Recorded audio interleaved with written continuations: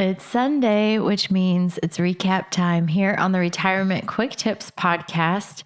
In case you missed any of the episodes this week, I talked about your listener questions from my Pick My Brain office hours that I had at the tail end of August. This is the second time that I've done this. I'll probably do it again in the next, maybe 3 months or so. But I love it. It gives me obviously great topics for the podcast. It helps me to think about, what are some things that are on the mind of you listeners. And so I get to address your questions and then I get to bring them here to the podcast as well. And some of the ones that I like a lot, that have different angles to cover them, it's not just a simple question and answer. It's a great idea, fuel for topic ideas as well. So thank you to those of you who participated. If you're interested in participating in the next one, again, I'll have it here in a couple months, probably sometime in November. And I will be sure to announce that on the podcast when I schedule the next one. And in the meantime, if you have a question about your own retirement, maybe some of the other questions this week sparked that,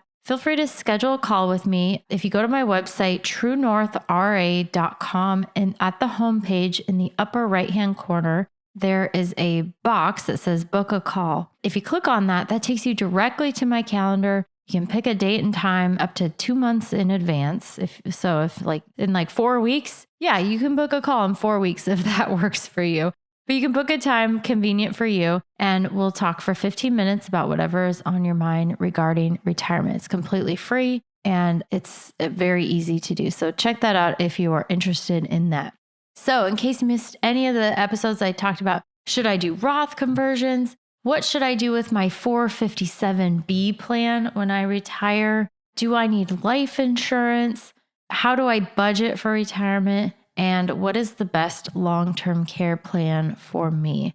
Lots of great questions here. Really appreciated listeners on the office hours. Loved answering those and answering them again. So you all could benefit, hopefully, from some of those answers this week.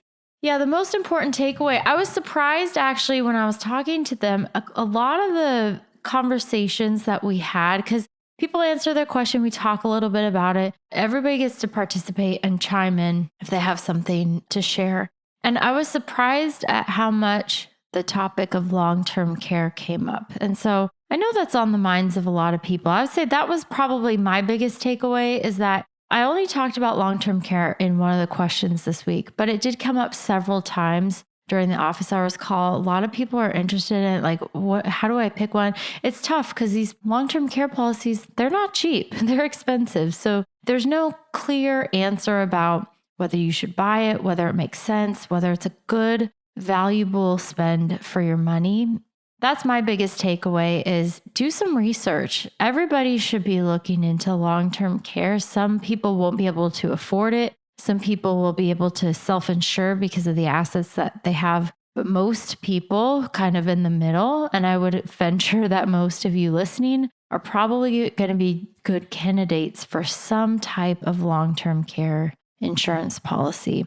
Now, I say this without any bias because I don't actually sell long-term care insurance, so I can't benefit from making that suggestion. But do your research, see if it's right for you, and find someone you trust who can walk you through some of the different options. All right, tomorrow I'm starting a brand new theme. How do I stop overspending?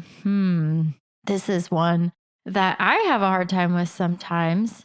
As we get older, as our income grows, it's called lifestyle creep. You just spend a little bit more because you can. And then before you know it, you're overspending and it's crowding out your other goals. You can't seem to save enough for a vacation. So you put it on a credit card and then it takes you 6 months to pay it off. And then you don't get out of the hamster wheel. Even if you don't have a lot of debt, overspending can still be a problem because, again, a penny saved is a penny earned. And so we want to be able to save enough pennies to meet our future goals and not just get what we want right now, today.